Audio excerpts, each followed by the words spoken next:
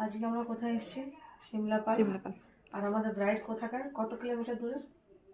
Kilometre মানে আমার বাড়ি তো আসানসোলে, হ্যাঁ, কিন্তু আমি এসেছি ইউএস থেকে, যেটা 14,000 মাইল দূর মোটামুটি। কিলোমিটারটা কনভার্ট করতে হবে। হ্যাঁ, সাতসাগর তারা নদী পার, তাই তো। তো আজকে আমরা চলে এসেছি পায়েলকে রেডি করতে।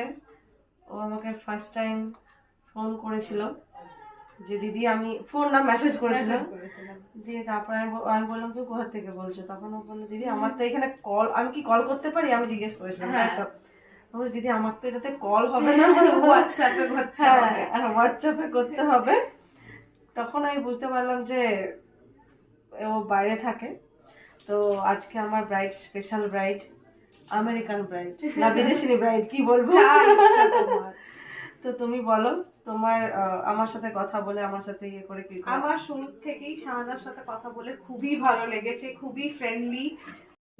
আমি যখনই শাহানাকে টেক্সট করেছি, কল করেছি, ও সব সময় অ্যাভেলেবেল, ও সব সময় আমাকে সাজেস্ট করেছে কিছু না কিছু। আই হোপ সাজ দুটো একদম সেই মেসমেরাইজিং হবে, যে আমি বাঁকুড়ায় যখন সাজবো আমি শাহানার কাছেই সাজবো, এরকম একটা কিছু। আমি অবশ্যই সেটার চেষ্টা করব। আমি আশা রাখছি যে তুমি ওটাই করবে। ইনফ্যাক্ট ও এটাও বলেছিল যে আমি যদি আগে জানতাম তো তোমাকে দুটোতেই, হ্যাঁ মানে যেহেতু আগে কন্ট্যাক্ট করা হয়নি, তো আমি আসানসোলেরটাই ছিল আর কি। তো এখনো তাও আমি দুটো সাজ পাবো শাহানার কাছে। একদম একদম।